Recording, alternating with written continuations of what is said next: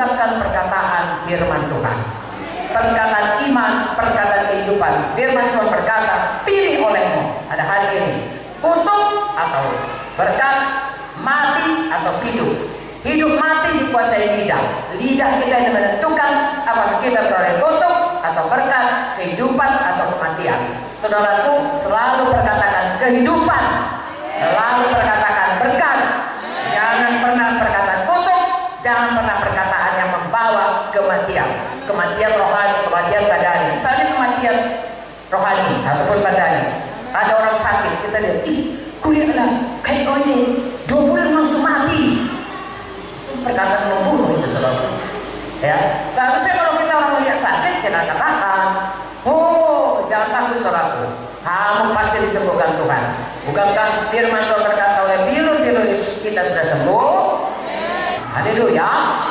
Semua kita bebas. Jadi sekarang jangan lagi ada perkataan kotor keluar dari mulut, pakai perkataan kehidupan.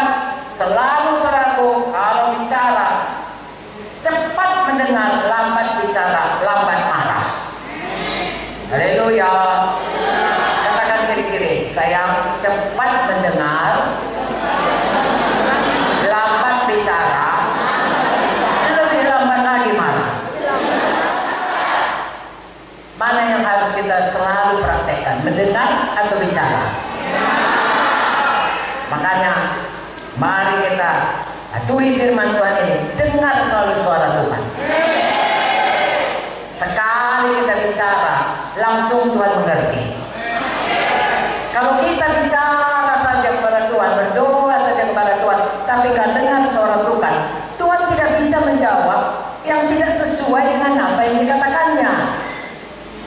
Misalnya, kita takut akan satu perkara. Firman Tuhan berkata, jangan kamu khawatir, serahkanlah segala permintaanmu dengan doa, permohonan dan ucapan syukur misalnya. Tapi kita nggak baca ayat itu, kita khawatir langsung aja bicara. Kita nggak mau dengar dulu suara Tuhan. Lalu kita, Tuhan aku takut, Tuhan mati aku, Tuhan penyakit ini, Tuhan kata dokter, Tuhan bilang, tunggu aku mau bicara, Tuhan aku begini, Tuhan aku, tidakkah kau mendengar doaku? Oh Tuhan, masihkah aku mendengar? Banyak kali bicara, tapi tidak bisa dijawab. Kenapa? Tidak belajar mendengar. Mari kita belajar banyak mendengar. Lalu sekalipun kita bicara, Tuhan, bukankah firman-Mu berkata, oleh bilur-bilur Yesus aku sembuh, sembuhkan aku Tuhan. Haleluya. Hari ini kita sudah belajar banyak. Amin.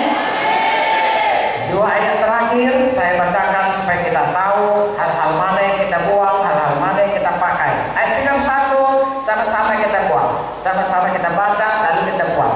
Segala kepahitan, segala kegeraman, kemarahan, pertikaian, fitnah, hendaklah buang dari antara kamu. Demikian pula segala kejahatan. Maukah saudara melakukannya? Maukah saudara jadi manusia baru? Dijadikanlah kepada saudara. Enggak berhenti buang. Selanjutnya kita kerjakan. Ayat 32, kuat-kuat. Tetapi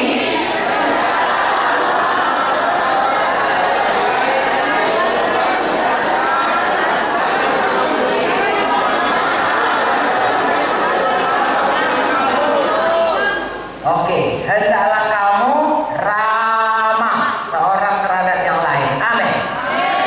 Kalau selama ini tidak mengampuni, hari ini praktekkan mengampuni. Ini firman Tuhan. Haleluya. Sebagaimana Kristus telah mengampuni kamu, kita percaya Kristus mengampuni kita, kita pun dapat lagi mengampuni semua orang. Ini sedikit contoh daripada bagaimana dipulihkan menjadi segambar dengan Tuhan Yesus. Manusia baru itu akan mencerminkan hidup Tuhan Yesus, gambaran Tuhan Yesus. Amin. Tuhan Yesus nggak pernah bohong. Amin. Tuhan Yesus nggak pernah mencuri, Dia bakal memberkati. Haleluya. Tuhan Yesus nggak pernah marah. Kalau lihat dari ini sebelum proses selamat. Gak ada nampak Tuhan Yesus marah. Orang berbuat jahat kepada dia, orang mau menjatuhkan dia dari tebing, semua dia marah pada waktu orang berjualan di gereja. Dia marah karena Tuhan, bukan karena dirinya. Dia marah pada waktu orang Farisi dekil, ada orang sakit. Gimana ini? Kalau hari Sabat bisa disembuhkan, diam aja orang itu.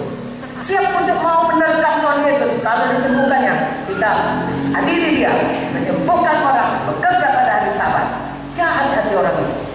Dia tidak punya belas kasihan kepada orang sakit, hanya mau melihara peraturan demi peraturan untuk menjebak Tuhan Yesus. Jahat hati itu, marah dia. Saudara baca dalam Alkitab katakan Tuhan Yesus marah oleh kedegilan mereka. Kalau orang lain saudaraku, dia tidak marah. Orang saudaraku yang berbuat jahat, yang mau dilempari batu pun dia kata, jangan lagi berdosa. Orang yang tidak tahu siapa dia sudah menyembuhkan dia tidak marah. Udah pun disembuhkan, dia tidak berkata demikian. Bahkan orang yang waktu dia datang ke Yerusalem semua berteriak Hosana, Hosana. Besok dia orang yang berteriak Hosana, Hosana, besok berkata salibkan dia. Itu pun dia tidak marah. Ampunilah mereka Tuhan, mereka tidak tahu apa yang dikerjakannya. Jadi mari kita seperti Tuhan Yesus. Bukan berarti kompromi dengan dosanya, tidak. Tetapi kita mengasihi dalam kebenaran, ya. Dan kita berpegang pada kebenaran, tapi tetap dalam jalan kasih. Itulah yang harus kita praktekkan, saudara dan saya belajar seumur hidup, sehingga setiap hari kita lebih memancarkan. Coba ya, kalau misalnya cermin itu, ya, digambarkannya saya, lalu cermin itu kotor, atau cermin itu retak. Kalau pernah lihat gambaran di misalnya di tempat pertunjukan, kalau cermin retak kan orang nampaknya begini, kepalanya ke sana, kepalanya kemari, gara-gara cermin retak, rusak gambaran itu. Begitulah hidup kita kalau kita tidak kembali dipulihkan menjadi seperti Yesus. Dosa kita itu merusak gambaran Tuhan dalam hidup kita. Apalagi kalau kita merasa saya orang Kristen, tapi gambaran Tuhan yang rusak itu kita pertunjukkan setiap hari. Saya mohon